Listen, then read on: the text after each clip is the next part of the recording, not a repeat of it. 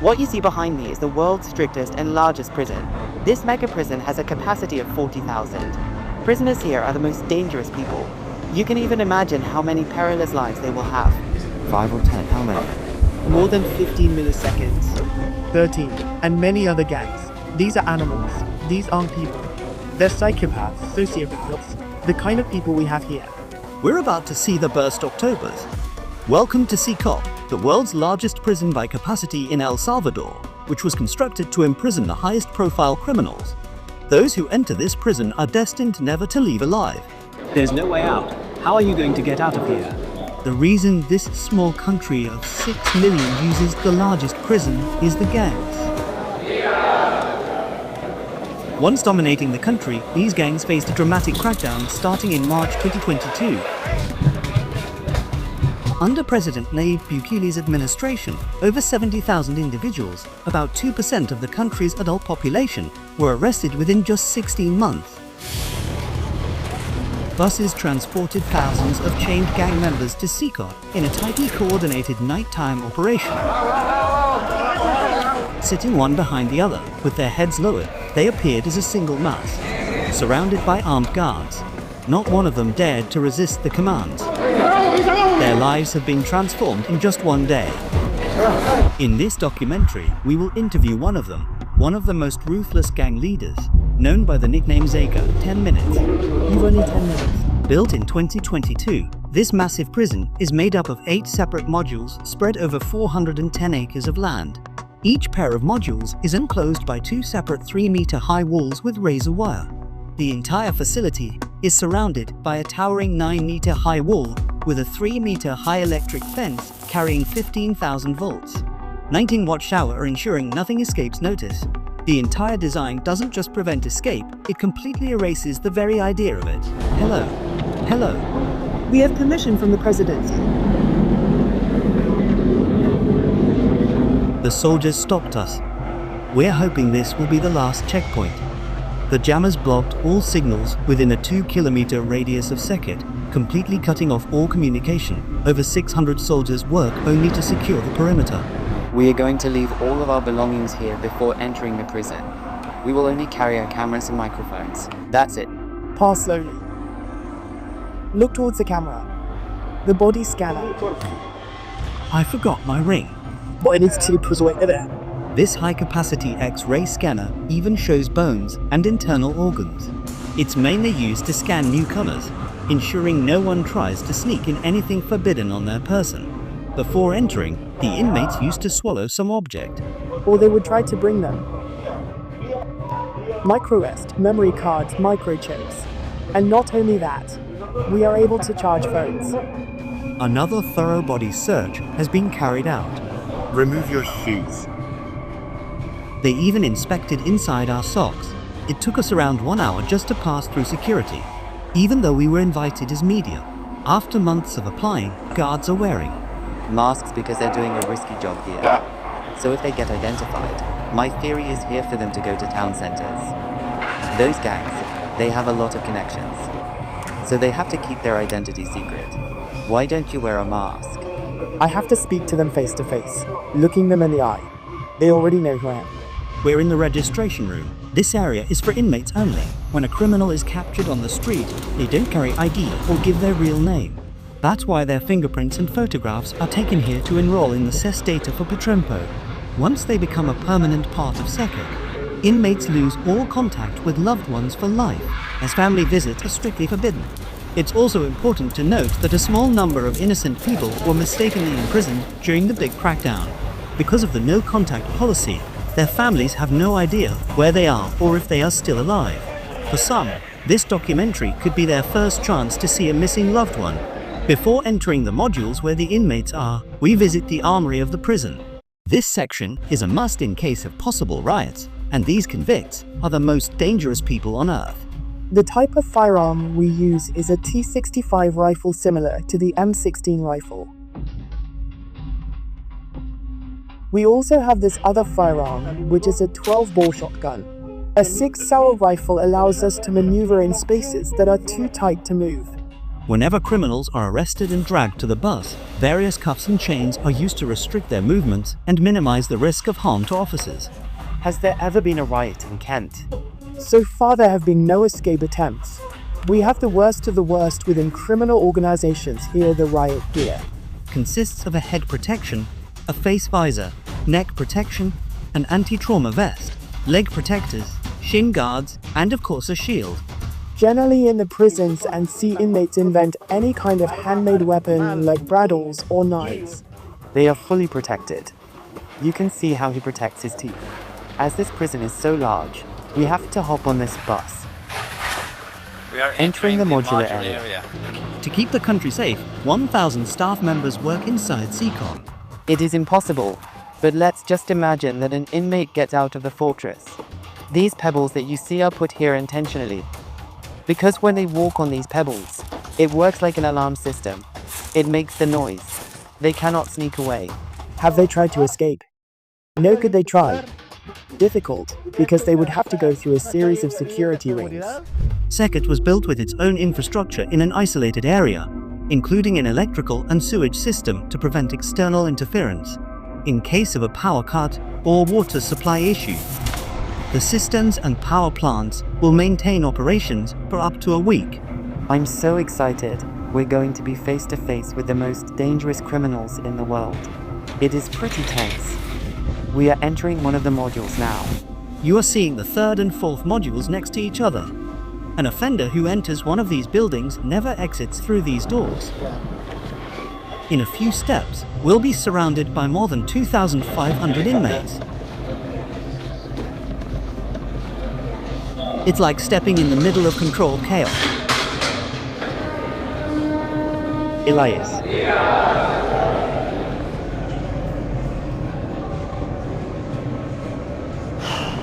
This is incredibly intense.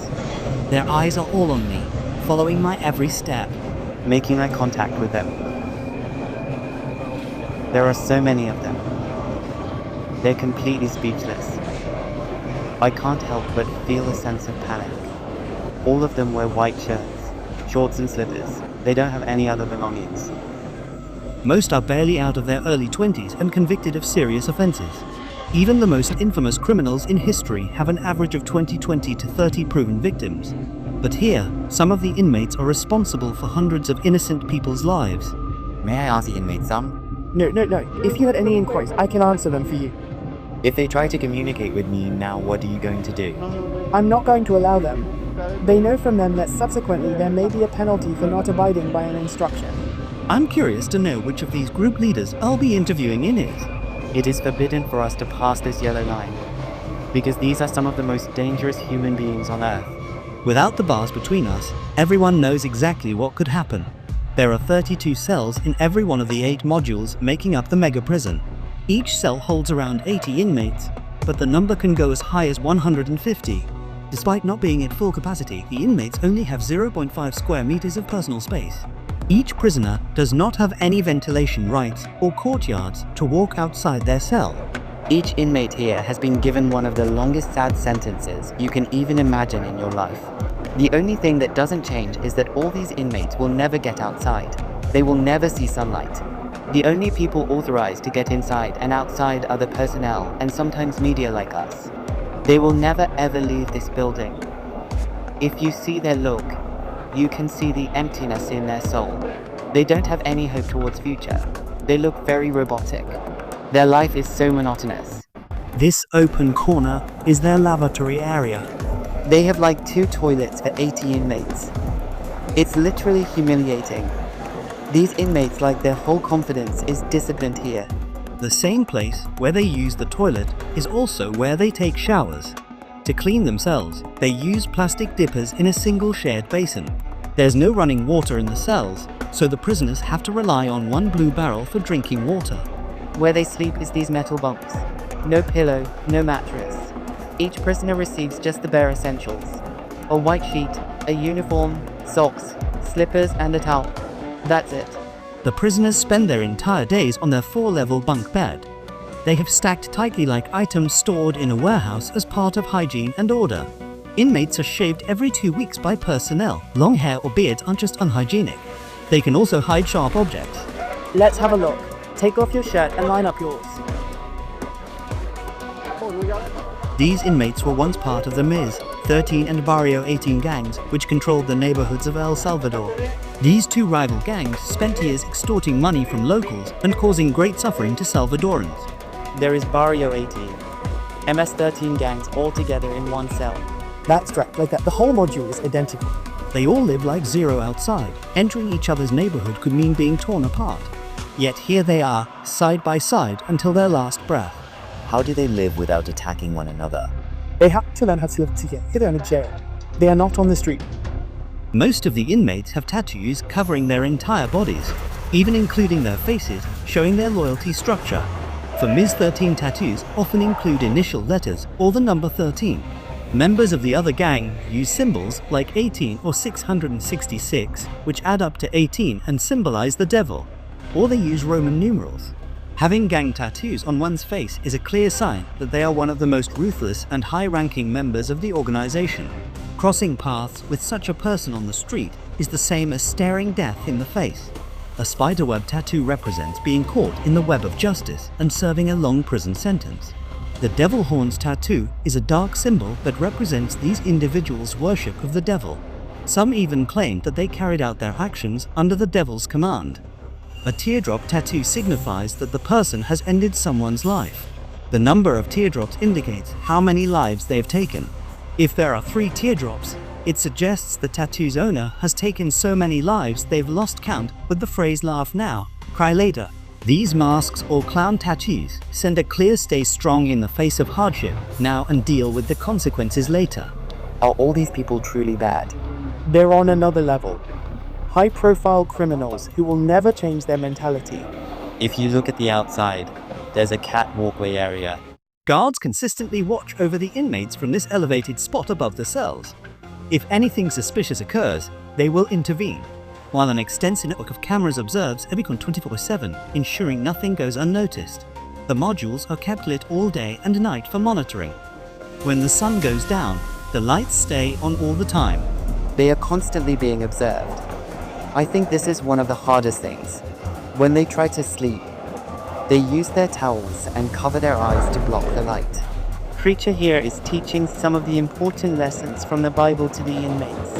They can still take care of the trainer there. This is the only time those prisoners get out of their cells. These activities take place for a total of 1 hour per week under the watch of armed guards. For the rest of the time, they are locked inside. They used to control the streets. Now they can't even take a step with their free will. It's a rotating schedule. There's not enough space, so they can't all go out on the same day. Has there ever been a chaotic incident when the imagery outside of the cell?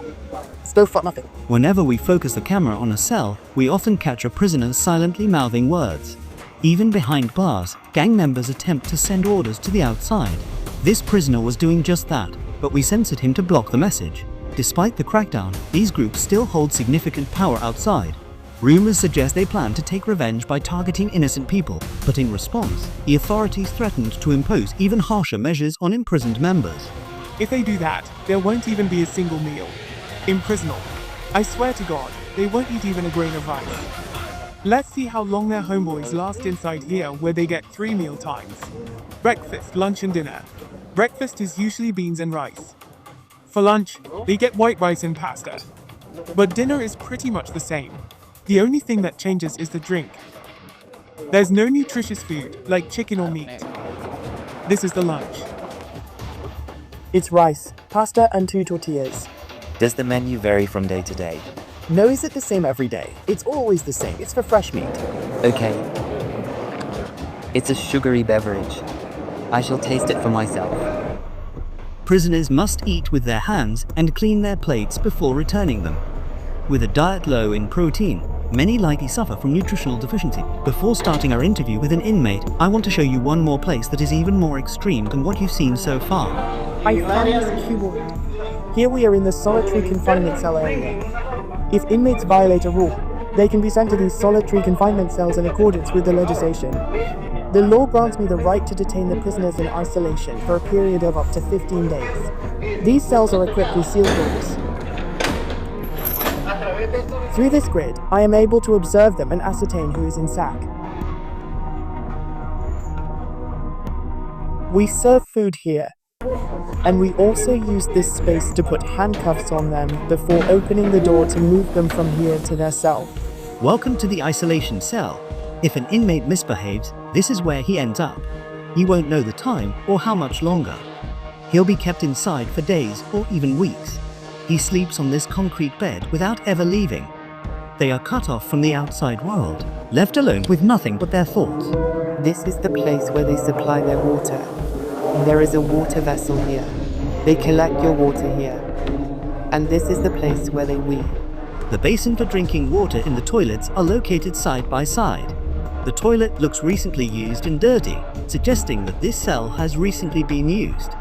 The only light they have is this little hole that barely lets the sun shine in. This openness is also the sole source of fresh air. What is the most challenging thing about isolation? Rope, you say, inside you don't. Even see your hands. So when someone is isolated, it is necessary for them to have something, a book, anything to keep their mind clear. But here, they don't have access to any of that. No matter how tough a criminal is, this kind of isolation breaks them. This is necessary. Or the type of offenders that we have here. People who once played God by deciding who would live and who wouldn't live. Who deserve the worst punishment. We don't show them mercy. They can ask for forgiveness and may God forgive you. But here, justice must be served for so many victims, and it's the least they deserve. Now we're going to interview the inmate known as Psycho. He has a 34-year criminal history and has spent the last 25 years as a high-ranking member of an organization. 10 minutes. You only have 10 minutes. 12 guards are barely enough to ensure the safety around this prisoner. Remove the mask. What's your point? My name is strictest. How old are you? I'm 41. You don't look 41. You look younger, like 35. That's a good thing that you told me because I feel old. Can I see your tattoos? Miss 13, when did you become a member of this crime organization? In 2004 when I started my criminal record since I was 11 years old. How did you first become involved? When somebody is born with just a mum and the mum is working, you look for the street. You look for somebody to help you out. I said my mum's poor. I need some shoes, I need some clothes, and I started robbing.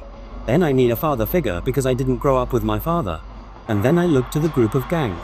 Then I committed a homicide and I came right here to El Salvador trying to change my life. I think that there are more gangs right here. And I started doing the same thing I did upstate and I got locked up. I've always been one of those people that wanted to accomplish the things that they put in their mind. And I accomplished everything I had to do right here. But I'm right here. This is how the devil faced the people. Is it true that to join this crime organization, you need to end someone's life? Yeah, but the first one must be one of your relatives, right? Yes. Because you have to gain territory for your gang. I lost my mum, my dad, my son, everything right here because of the gang. When I could be with my family, hey, upstate the United States, a better life. But you know, we made wrong decisions, and this is a cause of this. That's why I tell you, hey, go to school, listen to your mum, listen to your dad. Don't live this life that we live right here. There's no way out. How many people's eyes do it? Is this at 5'10"? How many? No, if you talk about what you used to do in the prisons, after it, probably get a few more than 50. You have to do it sometimes. How did you become so cold-blooded and utterly merciless?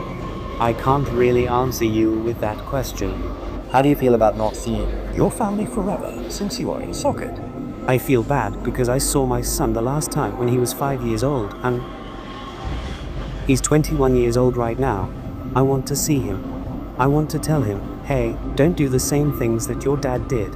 Look for a good life ahead. People who have fallen victims because of you will never see their loved ones again. You will also never see your family. How do you cope with emotions like missing someone? I feel bad sometimes, like I lie down on my bed and I think about a lot of things and sometimes I cry. What is your motivation to stay alive here?